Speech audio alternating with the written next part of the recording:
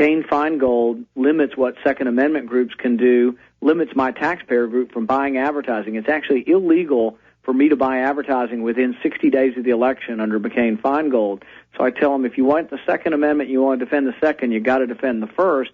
And I said, if you want the Second Amendment, you want to be free from government intrusion and looking and snooping about what guns you have in your house, you've got to believe in the Fourth Amendment. So you can't have the Patriot Act, which eviscerated the Fourth Amendment, if you really want to be free in your home to be allowed to own guns for personal protection.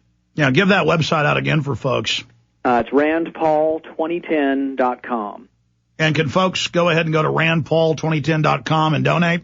They can. We have a donation. We have a ticker on the site, actually. And I was joking. I tell people we've got two really old political hacks out in California, age 24 and 25, evidence of the youth movement, who have done this website for me and have done a great job.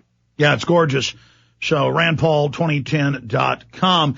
I got a lot of questions for you in the 10 minutes or so we have left with you, Dr. Rand Paul, son of Congressman Ron Paul. We have bills introduced in Congress that are just really off the chart. We have the bill to put everybody on a no-fly list, 1,100,000 Americans in this Kafkaesque system, no judge, no jury, no face your accuser, no more Second Amendment. That's racing through the House. We have the Cyberbullying Act being pushed by the character Hannah Montana, that if the feds if someone signs an affidavit saying something hurt their feelings, federal felony charges, and that's only the tip of the iceberg. I mean, there's no doubt Obama is making a tyrannical move that I have to say dwarfs Bush. I didn't think that was possible. What should we do about that from your view? I think we have to, work at sunsetting the Patriot Act or repealing the entire thing outright. I think one of the great ironies, and I actually kind of laughed to see what Jane Harman got caught up in. Here's a woman who went along with Bush on supporting all these wireless tapping, and then she gets caught up with her phone tapped. But it's not a laughing matter for the rest of us, because my wife and I were sitting this morning, and we're getting these random emails, and we don't know if it's just spam or not, but some of them are in either Arabic or Hebrew. We're not sure what language, but we were kind of laughing and saying, well, you know what, someone's probably sending us email. Now we'll get on a list, and now they can look at our email. Well, we laugh, but that could actually be true, that someone sends you a random email that's from another country with another language we don't even understand, but now they say, well, look, you're getting it from this person who's on a watch list. We're allowed to look at all of Rand Paul's email. And I don't know if that happens, but I know under the Patriot Act, they can do that. No, that's exactly what they do, but they don't even do that anymore. They'll get whole terrorism investigations by just going up to somebody at a restaurant or bar and saying, think we might have to have a shooting war someday? Yeah, Bob, you do. Boom, they'll open a whole Spence account for, 10 or 15 feds to follow you around for 2 or 3 years. That's how they operate. So your instincts are right, Doctor. Well, it's amazing, and it's not brand new either. If you look back at the history during World War I of what they did through the Sedition and Espionage Acts, there's a famous court case, and I think Napolitano writes about this in his book. It was a farmer out in Montana, and he goes down to the feed store with 2 or 3 of his buddies, and he says, well, I think this war is about a bunch of bankers getting rich in New York, and I don't care much about those Germans. Says this in World War II. They put him in jail. And the first judge that hears the case under the Espionage Act says, well, maybe we ought to use a little common sense here, and if it looks like he's going to be able to affect the outcome of the war by going down to the feed store and being against World War I, maybe that's a different story. And so he Stay there, Doctor. Final segment with Rand Paul. Stay with us.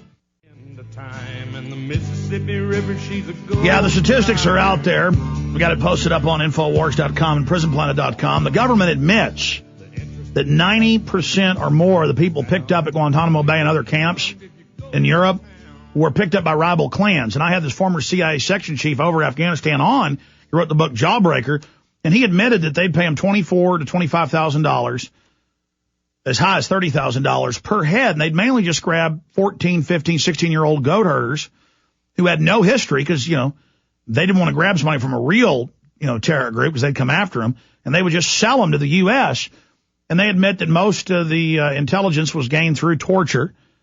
So when they say they're going to release Al-Qaeda on the streets of America, no, Obama's talking about taking them to new camps in the U.S. with indefinite torture and having a new kangaroo court do it. So, and they're calling that liberal.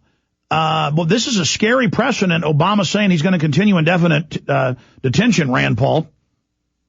there's at least one prisoner down there that I've read about who was a former governor of a province in Afghanistan. He was a supporter of Karzai and a supporter of the U.S. government by all appearances, but then a rival clan who wanted to take over the governorship turned him in and said he was collaborating with the Taliban. But it's kind of unclear whether these people are guilty, not guilty, whether a rival clan wants to take their turf. And like we talked about, 90% of these people in Guantanamo were not picked up directly by the U.S. troops or picked up by other local troops who then profess that these people are related. But the hard part of this is that inevitably some of these people are fighters. Some of them do go back to the battlefield and fight us. So really, can we release them in our country? I'm not sure if they all can be tried properly either. So really, I think deportation or sending them back to their country of origin might be the best way to go. And none of it's fair because some have been held for years and years without trial. If they truly are people who are involved with attacking the U.S., I think maybe then they should get life sentences and some should stay in prison. But they deserve a trial. Exactly. They deserve because a trial. Because if they don't get a trial, we're not going to get a trial. We know, Dr. Paul, they're using the Patriot Act against non-terror-related cases. They've set the precedent. All of this is going to come back on us. Right. Oh, I agree with you. And then ultimately, though, if you cannot figure out how to have a trial and cannot have enough evidence to do this, I think deportation is the only acceptable way. And I think you deport them to where they were captured. Now, they say, these countries won't take them back. Well, I think we have enough military force in Afghanistan that they can be taken back to Afghanistan at the very least. And I think that would be acceptable for the vast majority of people. It gets rid of the idea of having to try them. And then, a lot of us aren't going to be too happy if, you take people who are potentially violent, and we don't know this, but are potentially violent, just put them on the streets of Austin. I think sending them back to where we captured them is probably the best thing. The media just does that to demonize releasing any of them. Final question, Dr. Rand Paul.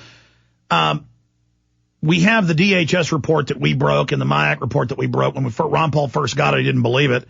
We don't make stuff up, but I don't blame him. I mean, it's pretty crazy. But the point is saying that veterans, gun owners, conservatives, Ron Paul supporters are basically terrorists. Another example of how this war on terror is being used against the American people.